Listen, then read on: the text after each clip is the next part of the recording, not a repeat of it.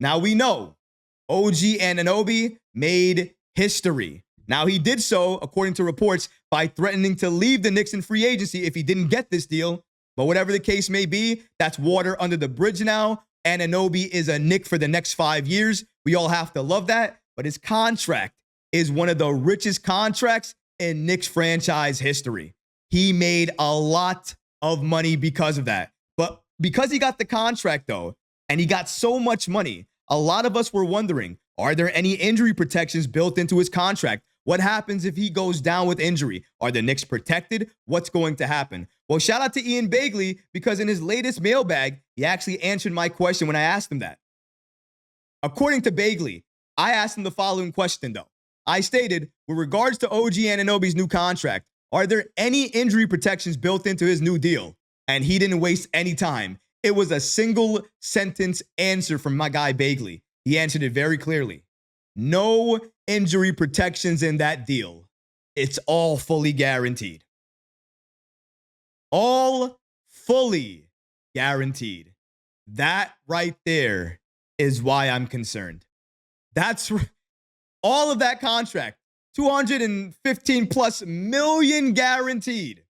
You wonder why I would be concerned. You wonder why I would be having these type of anxiety moments sometimes with OG Anunoby. Because it's not to say he didn't deserve the contract. Again, the Knicks needed to pay him. I'm glad he got his money, and I'm glad he's part of this Knicks organization for the foreseeable future. I believe that. But him signing that contract and having no injury protections in it does concern me. Because if he goes down, that contract is fully guaranteed, ladies and gentlemen. He will sit on his couch, and then he'll rehab, try to return and come back and get paid all throughout. I understand why the Knicks did it, because maybe if they had to include an injury clause in that contract, maybe OG doesn't sign. Or maybe he doesn't sign for a little bit less than the max. We got to remember, did he sign for the full max? He didn't. It was a little bit less. So because he signed for a little bit less than the max, that's the reason, the main reason why I think the Knicks didn't include that injury protection. Because if they did include it, he might have asked for more money, or he potentially would have looked at free agency harder, explored free agency, and waited till it started before he made any type of announcement on where he wanted to go. But the Knicks didn't want to waste any time, and maybe including a clause like that would have done so. But OG Anunoby now has a lot to prove. He has to go into next season in a well-conditioned manner. He has to play a lot of games. He has to take care of his body, but he also has to be that force for a significant period of time. I don't want to see any injuries at all.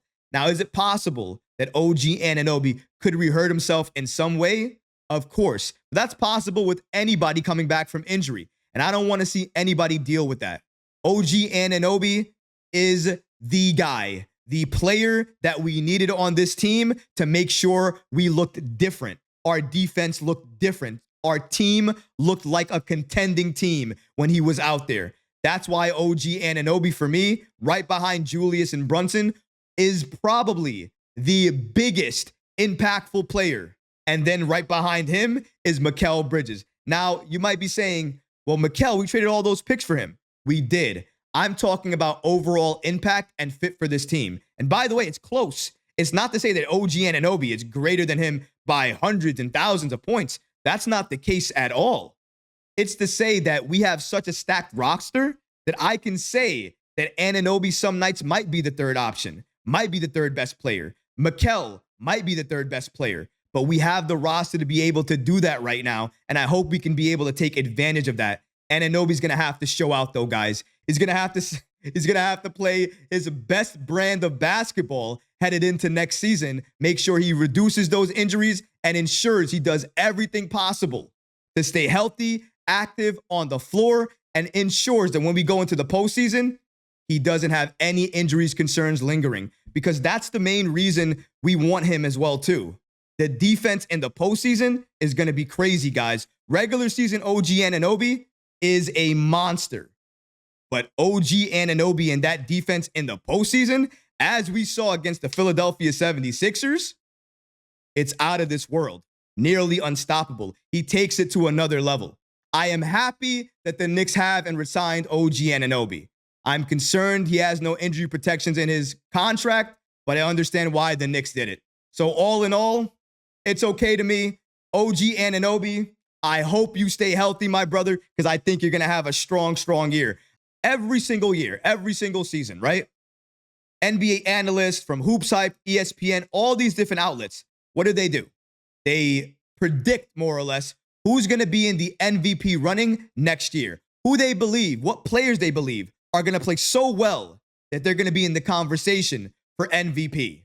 The Knicks have 2 players on that list for next season. And I'm so happy to say it's Jalen Brunson and it's Julius Randle. Let's go ahead and break that down and this list today. Shout out to NBA Central, the Dunk Central as they're known on the app X. They state the following. Jason Tatum is the favorite to win the Finals MVP next season. Here's where things get interesting. Finals MVP for next season. You see Jalen Brunson there at plus 1,100. You see Julius Randle there at plus 5,000. So I gotta say, 2 Knicks being on this potential MVP list. I don't know the last time I've seen it. I don't know the last time the Knicks got all of this praise, all of this credit, but I am happy for it. Right now, the Knicks are in the best shape they've ever been in. We have the best roster we've ever had, and more importantly, the Knicks are gaining respect in each and every area. I'm not saying they don't get disrespect. They still do, and honestly, we've talked about the disrespect time and time again because you can't stop people sometimes from having that disrespect or disdain from the Knicks. Some people just want to be haters, and we know who they are. But sometimes we have outlets like Hoops Hype that give the Knicks the credit that they deserve. Finals MVP means that they believe the Knicks are going to be in the finals against whoever they're going to be playing against. And we're talking about 2 Knicks being in there. Julius Randle and Jalen Brunson. Let's take a look at that list again. Tatum, Brown, Joker, SGA, Embiid, Brunson, Luka, Ant-Man, Giannis, Cat. I don't even know why Cat is in there. Ja Morant, and Julius Randle. That right there is significant. It speaks volumes. It tells you that a lot of people headed into next season have a lot of faith that the Knicks are going to be one of the best teams in the league. You're not one of the best teams in the league next season and have 2 players in the MVP voting for Finals MVP, mind you, if you don't have one of the best teams next season.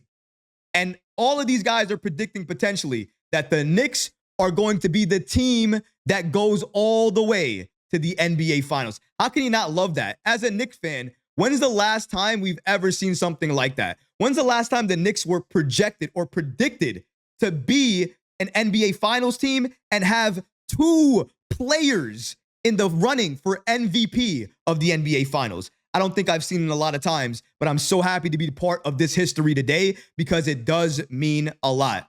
If you enjoyed these clips from the live show, be sure to subscribe to the channel and have notifications turned on so you don't miss any new episodes or when we go live. Thanks for watching, Knicks fans, and until next time, peace.